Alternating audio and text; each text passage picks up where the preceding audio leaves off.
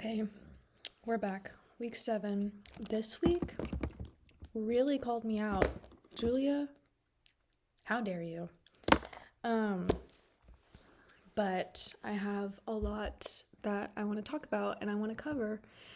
I just finished Dochi's video, and one of the things that almost kind of made me tear up was she was talking about Tyler the Creator and how he doesn't have the perfect voice, but it's his passion. And she started singing Earthquake, and I was like, little does she know, she's gonna be featured on a Tyler the Creator song. And it made me tear up because I was like, oh my god, I'm tearing up again. I'm so proud of her. I love her so much, and I'm so glad that she's getting the recognition that she deserves. Anyway, all that to say is there was this week talk about perfection, risk, and jealousy. So perfection, I used to be such a perfectionist as a kid, and I think I may have talked about this in some of my previous videos, but when someone would give me constructive criticism, I would take it personally. I would take it as a personal attack against my character or my personality, when in reality it wasn't that deep. They were trying to help. And as a kid, I really took that to heart, and I would someone would give me a kind of constructive criticism, and I would write them off. I'd be like, okay, well, you don't know what you're talking about. And I still kind of struggle with that. I think I've said this before in a past video, especially when it comes to creativity. If someone gives me constructive criticism about the things that I create, I'm like, okay, well, why you gotta be so rude about that? But I really need to learn that they're just trying to help. But in the case of perfectionism, the things that I create, I'm kind of a perfectionist. Over the years, I've kind of learned to let go when it comes to the things that I'm creating, because I think, okay, here's what I think it is. I think that if I were creating as a job,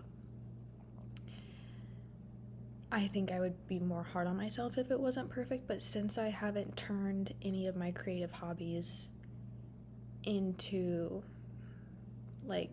a way to make money, then I'm not so worried about it. I feel like I should keep because I want to do something creative for a living, so I need to learn to let go of that perfectionism and just create, be authentic, be true to myself, create, put shit out there, and the people who like it are gonna consume it, and the people who don't like it, who gives a fuck?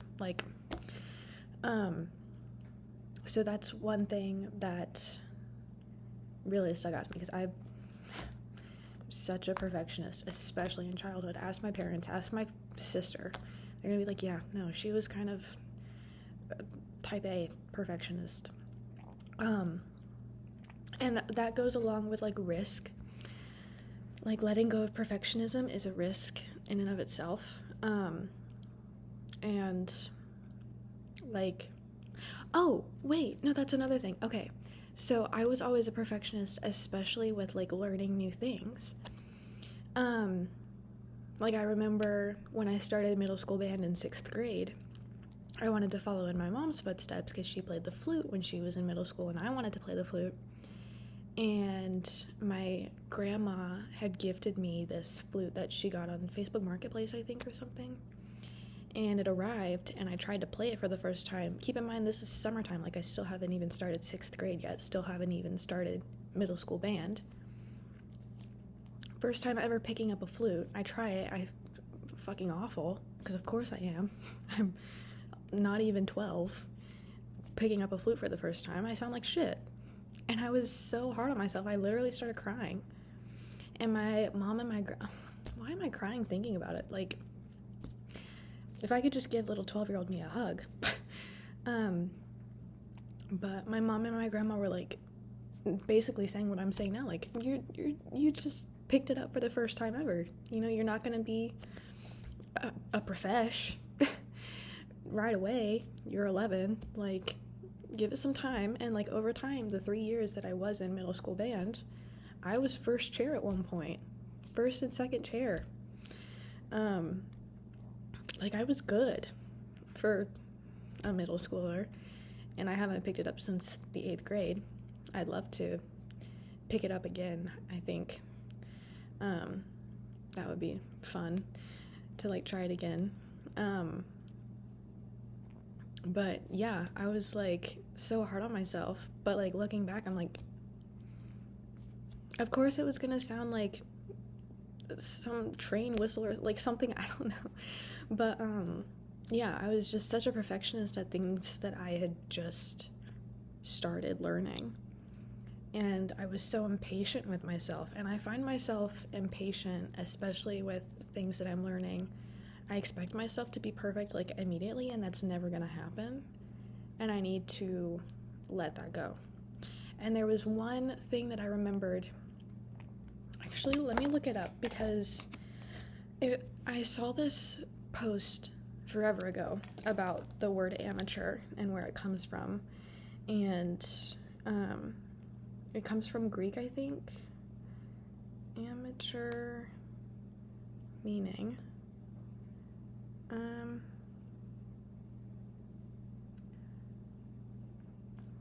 Amateur origin. Latin, amare, to love, amateur, lover. So there was this one post, I think it was a Tumblr post, that I saw on like Pinterest or something, but it originates from the word to love, doing something that you love. So to call someone an amateur shouldn't really be an insult. Like, you're doing something that you love and you're going to get better at it. Like, do you know what I mean? It also reminds me of like the jack of all trades thing. Like, I recently learned like the full thing, because I thought it was like jack of all trades, master of none, but better than a master of one. And I think that like kind of encapsulates me perfectly. Like, I am not like an expert in every creative thing, but I dabble in all of them. And it's really fun. And I need to like stop expecting myself to be this perfect creator, because there is no perfect creator. And you know, like, you're taking risks like with everything that you put out there. Anyway, so that was what really spoke to me. And then the jealousy thing, I kind of find myself jealous of the people that I idolize, like, especially like the artists that I really like their work and everything. I'm like, you all are such geniuses. Like, why didn't I think of that? Like, of course, it's perfect. Why didn't I think of that?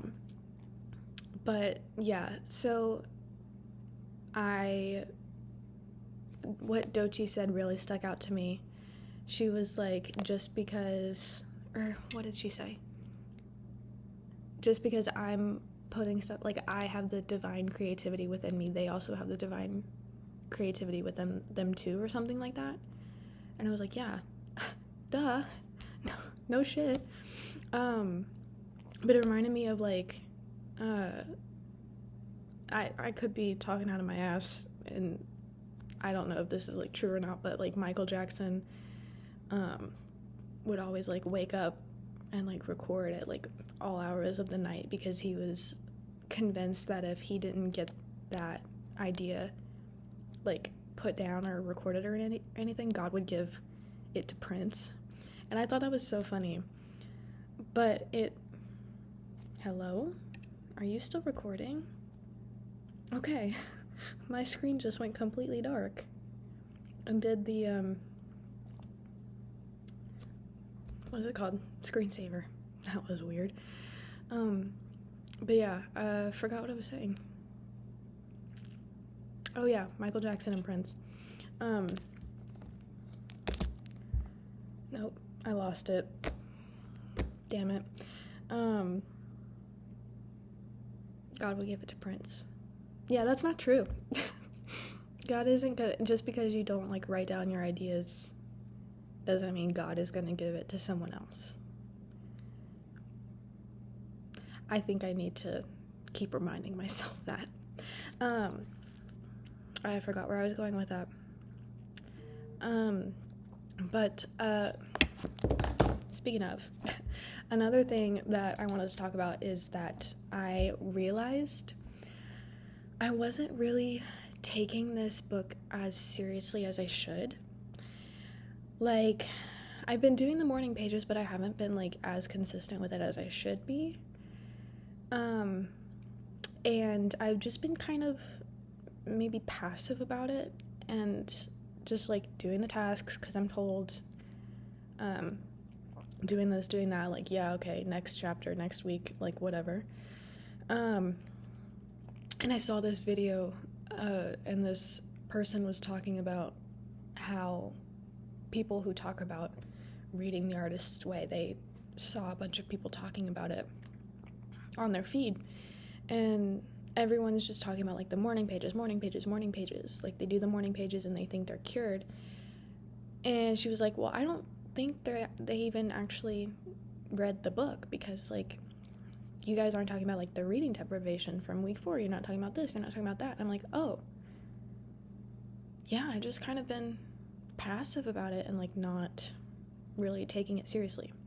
So this week, Saturday, April 26th to Saturday, the next Saturday, I'll come back next week, I am going to catch up and like actually take this seriously. I'm going to be consistent about doing the morning pages and consistent about, I just haven't been like making it as much of a priority as I should. And maybe this is the perfectionism coming in, but like I feel like I don't have to be perfect, but I feel like I could be better. You know what I mean? So I'm going to be consistent with the morning pages. I'm going to be consistent with the tasks and everything. I'm going to actually do the reading deprivation, but with screens. So I told myself I told myself the most I would allow is like 45 minutes a day on my phone, and then like an episode of TV a day. I cut out the episode of TV a day. I'm not going to be watching TV 45 minutes because, you know, I have to be able to keep up with people, like my friends and everything. And if something were like 45 minutes a day, that's way less than I spend on my phone. I turned my screen time off since it like became a thing, because I was like, I don't need that negativity in my life. Well, okay, maybe I do need a bit of a wake-up call, but regardless, 45 minutes a day total. No watching TV. The only thing I'm going to allow is my friend Liz and I want to watch Mockingjay together because I just finished the book and it was really good. And before I read The Ballad of Songbirds and Snakes, I want to watch the Mockingbird movies. So that's the most I'm going to allow myself to watch. Everything else is going to be, I'm going to be present. I have a list of things that I want to do. I want to like organize my closet, get rid of the clothes that I didn't get rid of last week. I have a list of things that I want to do. I also, let me clear my notifications. I like changed my phone, because it was, let me show you. Hang on.